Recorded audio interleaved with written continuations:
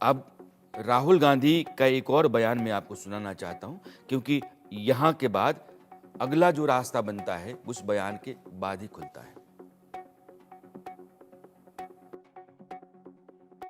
जाति जनगणना से आप सबको पता लग जाएगा मीडिया में हमारे कितने लोग, कॉर्पोरेट इंडिया में कितने लोग, कोर्ट में कितने लोग, जुडिशरी में कितने, प्राइवेट अस्पताल हमारे कितने, प्राइवेट कॉलेजेस हमारे कितने।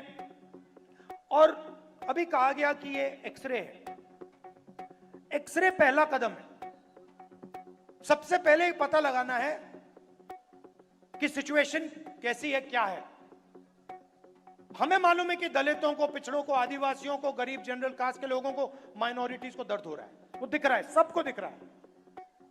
तो सबसे पहले पता लगाना है फ्रैक्चर कहां है, चोट कहां लगी है, कंपाउंड फ्रैक्चर है, सिंपल फ्रैक्चर, ये पहले लगाना पता। और उसके बाद जाति जनगणना से डेटा मिलेगा। 21वीं सदी है।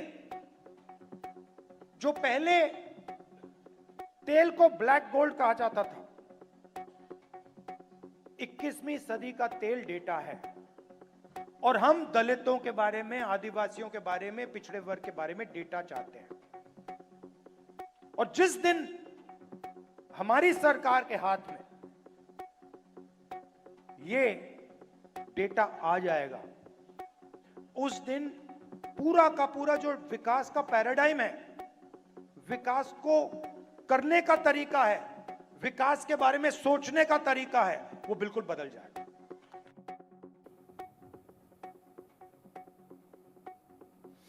इस देश का विकास तभी होगा जब जातियों की जनगणना आप करवा लेते हैं। तो कौन से लोग किस जाति के हैं, अगर आप इसकी पहचान कर लेते हैं तो विकास का रोड मैप तैयार हो जाता है।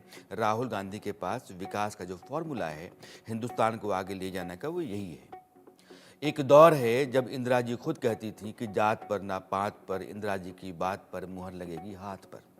जात पात का विरोध नेहरू ने किया, इंदिरा जी ने किया, और राजीव गांधी भी जात पात के खिलाफ है। यहाँ तक कि वो तो आरक्षण के खिलाफ भी थे जो ओबीसी को दिया गया था। तो लेकिन हिंदुस्तान 75 साल बाद भी आज़ादी के, 77 साल हम गणतंत्र के 75 साल मनाने जा रहे हैं, और इस मोड़ पर आकर के आपको यह कहना पड़ता है कि जातियों की जनगणना अगर मेरे हाथ में आ गई तो फिर उसके बाद में हिंदुस्तान के विकास का एक अलग तरह का रोड मैप तैयार करूंगा।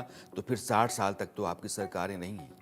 और अभी जिन राज्यों में आपकी सरकारें हैं, कर्नाटक में, तेलंगाना में और हिमाचल जैसे राज्यों में, फिर वहाँ भी जातिगत जनगणना करवा करके और सरकारों के ज़रिए जो सुविधाएं, सहूलियतें, योजनाएं दी जाती हैं उनको कम से कम लागू तक कर देना ही चाहिए आपको, ताकि एक मॉडल राहुल गांधी का कांग्रेस के भीतर तैयार हो सके, जिसका जिक्र वो बार बार करते हैं। संविधान की रक्षा करने का हवाला देने और जातिगत जनगणना करवाने के बाद विकास को रफ्तार देने की बात जो राहुल गांधी करते हैं, कम से कम इन दोनों स्थितियों में तो वो हैं ही कि अपने राज्यों में उनको एक मॉडल के तौर पर खड़ा कर पाएं जहां कांग्रेस की सरकारें हैं। और ये विकल्प उनके पास है, फिर भी कहने की क्या ज़रूरत है, उन राज्यों में तो किया जा सकता है। नरेंद्र मोदी 10 साल शासन के हैं, और आज जब वो संविधान को लेकर के अपनी बात रख रहे थे तो उन्होंने कहा कि 10 साल में हमने लोगों के जीवन को बेहतर करने और विकास को रफ्तार देने के लिए हर मुमकिन कोशिश की है, और उसका नतीजा जो है वो दिखता भी है। इंश्योरेंस है, यानी कि उनकी हेल्थ की गारंटी है, उनके हेल्थ के ऊपर जो भी खर्च होगा वो सरकार वहन करेगी। यह प्रावधान सरकार ने किया है।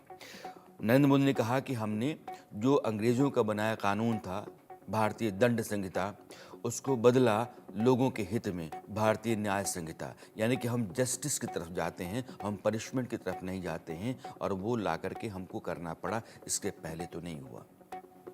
महिलाओं को सत्ता में 1/3 भागीदारी देने का काम भी नरेंद्र मोदी ने कहा कि मेरी सरकार ने किया, और उसको नारी वंदन अधिनियम कहते हैं।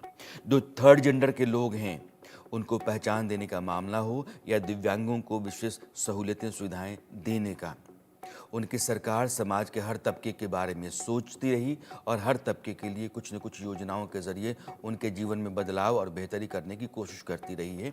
और इसीलिए वो वेलफेयर गवर्नमेंट की बात करते हैं। नरेंद्र मोदी ने इसके अलावा संविधान को लेकर के जो बात कही, अब आपको सुनना चाहिए।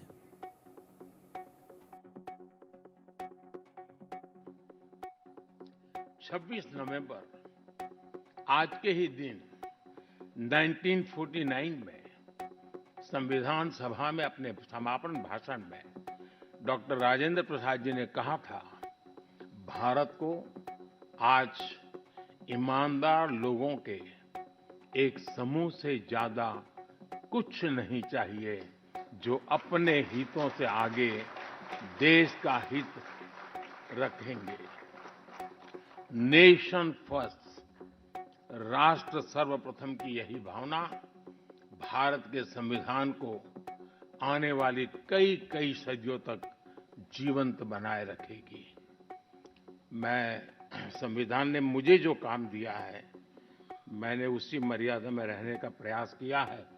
मैंने कोई एंक्रोचमेंट की कोशिश नहीं की है, क्योंकि संविधान ने मुझे वो काम कहा, इसलिए मैंने अपनी मर्यादाओं को संभालते हुए अपनी बात को रखा है। यहां तो इशारा ही करना होता है, ज्यादा कुछ कहने की जरूरत नहीं होती है। डॉक्टर राजेंद्र प्रसाद के बयान को 75 साल बाद रख करके नरेंद्र मोदी ने यह बताने की कोशिश की कि आज की तारीख में उनका यह कहना कितना प्रासंगिक है।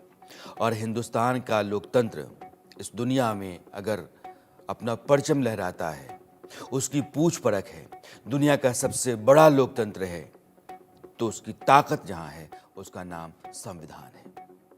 संविधान दिवस पर भारतीय संविधान और संविधान के साथ छेड़छाड़ की बात यहीं तक।